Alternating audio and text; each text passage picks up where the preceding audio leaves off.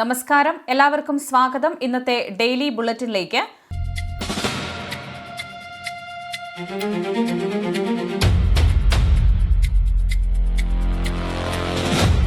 നാളെ 2026 ജൂലൈ മാസം 1-ാം തീയതി ബുധനാഴ്ച. ഇന്നത്തെ ഏറ്റവും പ്രധാനപ്പെട്ട വാർത്താ അപ്ഡേറ്റുകളും നാളെയും തുടർന്നുള്ള ദിവസങ്ങളിൽ നിങ്ങൾ അറിഞ്ഞിരിക്കേണ്ട, ശ്രദ്ധിക്കേണ്ട വളരെ പ്രധാനപ്പെട്ട വാർത്താ അപ്ഡേറ്റുകൾ, അറിയിപ്പുകൾ എന്തൊക്കെയെന്നാണ് ഇന്നത്തെ ഡെയിലി ബുള്ളറ്റിൻ നിങ്ങളുമായി ഷെയർ ചെയ്യുന്നത്. എല്ലാവരും പൂർണ്ണമായും ശ്രദ്ധിക്കുക. വീഡിയോ ലൈക്ക് ചെയ്യുവാനും വാർത്തകൾ എല്ലാവരിലേക്കും ഷെയർ ചെയ്യുവാനും ചാനൽ സബ്സ്ക്രൈബ് ചെയ്യുവാനും മറക്കരുത്. ഏറ്റവും ആദ്യത്തെ പ്രധാനപ്പെട്ട വാർത്താ അപ്ഡേറ്റ്, നമ്മുടെ രാജ്യത്ത് പുതിയ സെൻസസ് അഥവാ ജനസംഖ്യാ കണക്കെടുപ്പ് നടപടികൾ നാളെ ജൂലൈ മാസം 1-ാം തീയതി മുതൽ ഔദ്യോഗികമായി ആരംഭിക്കുകയാണ്. 2 ഘട്ടങ്ങളായി നടക്കുന്ന ഈ വലിയ പ്രക്രിയയുടെ ആദ്യഘട്ടമാണ് ജൂലൈ 1 മുതൽ 30 വരെയുള്ള ദിവസങ്ങളിൽ നടക്കുന്നത്. ഇതിനു മുൻപ് 2011 രാജ്യത്ത് ഇതുപോലെ വിപുലമായ രീതിയിൽ സെൻസസ് നടന്നത്. ഈ 1-ാം ഘട്ടത്തിൽ പ്രധാനമായും വീടുകളെയും അവിടെയുള്ള അടിസ്ഥാന സൗകര്യങ്ങളെയും കുറിച്ചുള്ള വിവരങ്ങളാണ് ഉദ്യോഗസ്ഥർ ശേഖരിക്കുന്നത്. എന്നാൽ സെൻസസിന്റെ 2-ാം ഘട്ടമായ യഥാർത്ഥ ജനസംഖ്യാ കണക്കെടുപ്പ് നടക്കുന്നത് 2027 ഫെബ്രുവരി മാസത്തിലായിരിക്കും. ഇത്തവണ ആളുകൾക്ക് സ്വന്തമായി ഓൺലൈൻ വഴി വിവരങ്ങൾ രേഖപ്പെടുത്താനുള്ള സെൽഫ് എന്യൂമറേഷൻ സംവിധാനവും ഒരുക്കിയിരുന്നു. ഇത്തരത്തിൽ ഡിജിറ്റലായി വിവരങ്ങൾ നൽകിയവർക്ക് H എന്ന് തുടങ്ങുന്ന ഒരു 11 അക്ക ഐഡി ലഭിച്ചിട്ടുണ്ടാകും.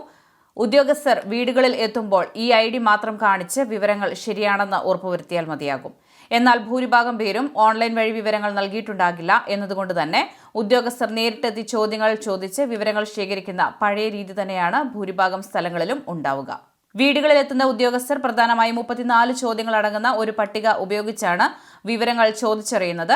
ഇതിൽ വീടിന്റെ നമ്പർ, വീട് നിർമ്മിച്ചിരിക്കുന്ന രീതി, മുറികളുടെ എണ്ണം, കുടുംബനാഥന്റെ പേരും വിവരങ്ങളും, കുടിവെള്ള സ്രോതസ്, കക്കൂസ് സൗകര്യം, വെളിച്ചം, അഴുക്കുചാൽ സംവിധാനം, പാചകം ചെയ്യാൻ ഉപയോഗിക്കുന്ന ഇന്ധനം, വീട്ടിലുള്ള ഇലക്ട്രോണിക് ഉപകരണങ്ങൾ, വാഹനങ്ങൾ, ഉപയോഗിക്കുന്ന പ്രധാന ധാന്യങ്ങൾ, മൊബൈൽ നമ്പർ തുടങ്ങി വീടും നമ്മുടെ ജീവിത സാഹചര്യങ്ങളുമായി ബന്ധപ്പെട്ട എല്ലാ അടിസ്ഥാന കാര്യങ്ങളും ഉൾപ്പെടുന്നുണ്ട്. നമ്മുടെ നാട്ടിലെ ജനസംഖ്യയും ആളുകളുടെ കുറവും കൃത്യമായി മനസ്സിലാക്കി കേന്ദ്ര സംസ്ഥാന സർക്കാരുകൾക്ക് പുതിയ വികസന പദ്ധതികൾ തയ്യാറാക്കാനും ആശുപത്രികളും സ്കൂളുകളും ഉൾപ്പെടെയുള്ള പൊതു സൗകര്യങ്ങൾ ഒരുക്കാനും ഈ വിവരങ്ങൾ വളരെ അത്യാവശ്യമാണ്. അതുകൊണ്ട് വികസിത ഭാരതം എന്ന ലക്ഷ്യത്തോടെ നടത്തുന്ന ഈ സെൻസസ് പ്രവർത്തനങ്ങളോട് നമ്മുടെ വീടിന്റെ യഥാർത്ഥ അവസ്ഥകൾ സത്യസന്ധമായി പറഞ്ഞ് പൂർണ്ണമായും സഹകരിക്കേണ്ടത് ഓരോ പൗരന്റെയും കടമയാണ്. അടുത്ത പ്രധാനപ്പെട്ട വാർത്താ അപ്ഡേറ്റ്, നമ്മുടെ പ്രദേശത്തേക്ക് പൈപ്ഡ് നാച്ചുറൽ ഗ്യാസ് കണക്ഷൻ വരുന്നുണ്ടെങ്കിൽ നിലവിലുള്ള LPG ഗ്യാസ് സിലിണ്ടർ കണക്ഷൻ റദ്ദാക്കണമെന്ന് കേന്ദ്ര സർക്കാർ കർശന നിർദ്ദേശം നൽകിയിട്ടുണ്ട്. ഏതെങ്കിലും ഒരു തരത്തിലുള്ള ഇന്ധനം മാത്രമേ ഒരേ സമയം ഉപയോഗിക്കാൻ സർക്കാർ അനുവാദം നൽകുന്നുള്ളൂ എന്നതിനാലാണ് PNG കണക്ഷൻ ലഭ്യമായ മേഖലകളിൽ ഉള്ളവർ നിർബന്ധമായും അതിലേക്ക് മാറണമെന്നും സിലിണ്ടർ കണക്ഷൻ ഒഴിവാക്കണമെന്നും അറിയിച്ചിരിക്കുന്നത്. ഈ നടപടികൾ പൂർത്തിയാക്കുന്നതിനായി കേന്ദ്ര സർക്കാർ അനുവദിച്ചിട്ടുള്ള സമയപരിധി ജൂൺ മാസം 30-ാം തീയതിയോടെ അവസാനിക്കുകയാണ്. ഇതിനുശേഷം PNG കണക്ഷൻ നിലവിലുള്ള പ്രദേശങ്ങളിലേക്ക് ഗ്യാസ് സിലിണ്ടറുകളുടെ വിതരണം പൂർണ്ണമായും നിർത്തലാക്കുന്നതുമായി ബന്ധപ്പെട്ട ഏജൻസികൾക്ക് കൃത്യമായ നിർദ്ദേശങ്ങൾ കൈമാറുന്നതായിരിക്കും. ഇതിനോടൊപ്പം തന്നെ പ്രധാനമന്ത്രി ഉജ്ജ്വൽ യോജന പദ്ധതി പ്രകാരം സബ്സിഡിയോടുകൂടി ഗ്യാസ് സിലിണ്ടർ കണക്ഷൻ ലഭിച്ചിട്ടുള്ള BPL, APL റേഷൻ കാർഡുകളിലെ സ്ത്രീ ഗുണഭോക്താക്കൾക്കായി മറ്റൊരു പ്രധാന അറിയിപ്പ് കൂടി സർക്കാർ പുറപ്പെടുവിച്ചിട്ടുണ്ട്. PMUY കണക്ഷനുള്ളവർ തങ്ങളുടെ ഇലക്ട്രോണിക് KYC അഥവാ ഗ്യാസ് മസ്റ്ററിംഗ് പ്രക്രിയ നിർബന്ധമായും പൂർത്തിയാക്കേണ്ടതുണ്ട്. മറ്റ് സാധാരണ ഗ്യാസ് കണക്ഷനുകൾക്കും ഇത് ബാധകമാണെങ്കിലും PMUY ഗുണഭോക്താക്കൾക്ക് ഈ മസ്റ്ററിംഗ് പൂർത്തിയാക്കാനായി അനുവദിച്ചിട്ടുള്ള അവസാന തീയതിയും ജൂൺ 30 തന്നെയാണ്.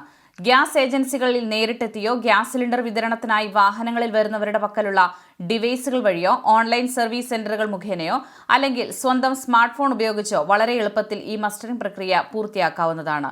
നിശ്ചിത സമയത്തിനകം മസ്റ്ററിംഗ് പൂർത്തിയാക്കാത്തവർക്ക് കേന്ദ്ര സർക്കാർ നൽകി വരുന്ന 300 രൂപ വീതമുള്ള സബ്സിഡി ഉൾപ്പെടെയുള്ള ആനുകൂല്യങ്ങൾ തടയുമെന്നും അധികൃതർ അറിയിച്ചിട്ടുണ്ട്.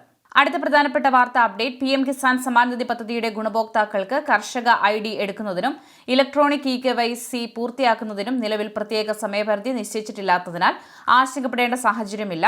അതുകൊണ്ട് തന്നെ അർഹരായ കർഷകർക്ക് തുടർന്നും കർഷക IDക്കായുള്ള അപേക്ഷകൾ സമർപ്പിക്കുന്നതിനും മുൻപ് KYC ചെയ്യാത്തവർക്ക് അത് പൂർത്തിയാക്കുന്നതിനും സാധിക്കുന്നതാണ്. എന്നാൽ ജൂൺ മാസം 30-നകം ഇത് ചെയ്തില്ലെങ്കിൽ അടുത്ത ഗഡു പണം ലഭിക്കില്ലെന്ന രീതിയിൽ വാട്സ്ആപ്പ് വഴിയും മറ്റ് ചില മേഖലകളിൽ വ്യാജ പ്രചാരണങ്ങൾ നടക്കുന്നുണ്ട്. രാജ്യവ്യാപകമായി വാർഷിക മസ്റ്ററിംഗ് അല്ലെങ്കിൽ വാർഷിക KYC എന്ന പേരിൽ പൊതുവായ ഒരു നടപടിയും നിലവിൽ ആരംഭിച്ചിട്ടില്ലാത്തതിനാൽ ഇത്തരം വാർത്തകൾ തികച്ചും അടിസ്ഥാനരഹിതമാണ്. ഇതുവരെ KYC ചെയ്യാത്തവർക്ക് അത് ചെയ്യുന്നതിനായി ഇനിയും ധാരാളം അവസരങ്ങൾ ലഭ്യമാണ്. ആവശ്യമായ വിവരങ്ങൾ നൽകി ഇത് പൂർത്തിയാക്കി കഴിഞ്ഞാൽ 1-2 പ്രവൃത്തി ദിവസങ്ങൾക്കുള്ളിൽ തന്നെ ഔദ്യോഗിക വെബ്സൈറ്റിൽ വിവരങ്ങൾ പുതുക്കപ്പെടുകയും തുടർന്ന് ലഭിക്കേണ്ട ആനുകൂല്യങ്ങൾ യാതൊരു തടസ്സവുമില്ലാതെ കൃത്യമായി കർഷകരുടെ അക്കൗണ്ടിലേക്ക് എത്തിച്ചേരുകയും ചെയ്യും. അടുത്ത പ്രധാനപ്പെട്ട വാർത്താ അപ്ഡേറ്റ്: സംസ്ഥാനത്തെ ഒരു വിഭാഗം KSRTC ബസ്സുകളിൽ സർക്കാർ പ്രിയദർശിനി പദ്ധതി വഴി സ്ത്രീകൾക്ക് സൗജന്യ യാത്ര അനുവദിച്ചതിനെ തുടർന്ന് സ്വകാര്യ ബസ് മേഖല വലിയൊരു പ്രതിസന്ധി നേരിടുകയാണ്.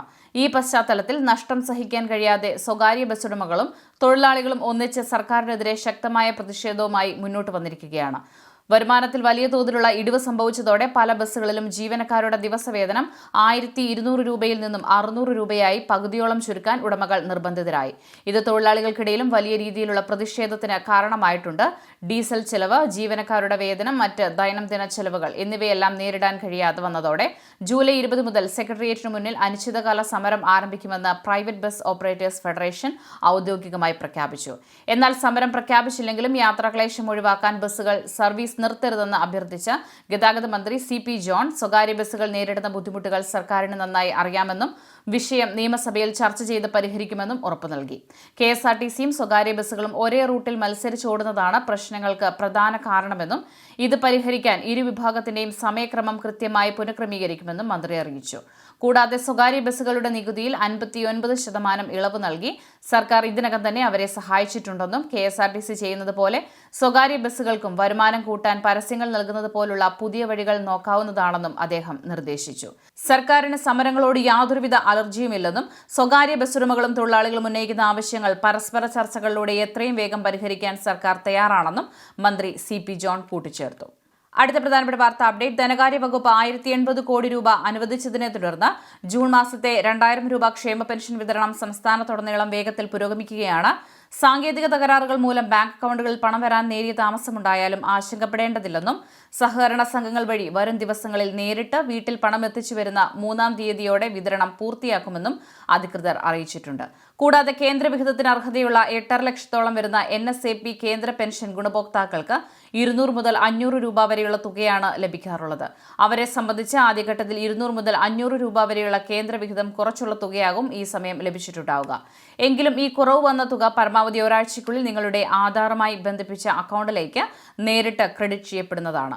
അതുപോലെ തന്നെ നമ്മുടെ സംസ്ഥാനത്ത് സാമൂഹിക സുരക്ഷാ പെൻഷൻ വാങ്ങുന്ന ഗുണഭോക്താക്കൾ പ്രത്യേകം ശ്രദ്ധിക്കേണ്ട ഒരു കാര്യമുണ്ട്. അതിൽ തന്നെ വിധവാ പെൻഷനും അവിവാഹിത പെൻഷനും വാങ്ങുന്ന സ്ത്രീ ഗുണഭോക്താക്കൾ തങ്ങൾ പുനർവിവാഹം ചെയ്തിട്ടില്ല എന്ന സർട്ടിഫിക്കറ്റ് ഹാജരാക്കേണ്ടതുണ്ട്. ഈ വർഷം ഇതിനകം തന്നെ ഈ സർട്ടിഫിക്കറ്റ് നൽകിയിട്ടുള്ളവർക്ക് പ്രശ്നമില്ല. എന്നാൽ ഇതുവരെ നൽകാത്തവർ ജൂൺ മാസം 30-നകം ഈ ബന്ധപ്പെട്ട പഞ്ചായത്തിലോ തദ്ദേശ സ്ഥാപനങ്ങളിലോ ഏൽപ്പിക്കേണ്ടതാണ്.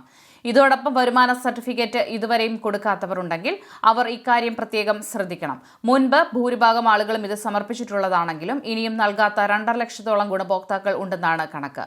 അങ്ങനെയുള്ളവർ വരുമാന സർട്ടിഫിക്കറ്റ് സമർപ്പിക്കേണ്ട അവസാന തീയതിയും ജൂൺ മാസം 30 തന്നെയാണ്. നിശ്ചിത സമയത്തിനകം ഇത് നൽകിയില്ലെങ്കിൽ പെൻഷൻ ഉൾപ്പെടെയുള്ള ആനുകൂല്യങ്ങൾ തടയുമെന്നാണ് സർക്കാർ അറിയിച്ചിരിക്കുന്നത്.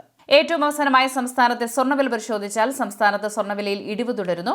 2026 ജൂൺ 30 ഇന്ന് ചൊവ്വാഴ്ച സ്വർണ്ണവിലയിൽ ഇടിവ് രേഖപ്പെടുത്തി. 22 കാരറ്റ് സ്വർണ്ണത്തിന് ഗ്രാമിന് 165 രൂപ കുറഞ്ഞ് 12,845 രൂപയും പവന് 1,320 രൂപ കുറഞ്ഞ് 1,02,760 രൂപയിലുമാണ് വ്യാപാരം പുരോഗമിക്കുന്നത്. ഡെയിലി ബുള്ളറ്റിൻ പൂർണ്ണമാകുന്നു. എല്ലാവരിലേക്കും നിങ്ങൾ വാർത്തകൾ ഷെയർ ചെയ്യുക. യൂട്യൂബിൽ കാണുന്നവർ ചാനൽ സബ്സ്ക്രൈബ് ചെയ്യുക. ഇൻസ്റ്റഗ്രാമിലും ഫേസ്ബുക്കിലും ഫോളോ ചെയ്യുക.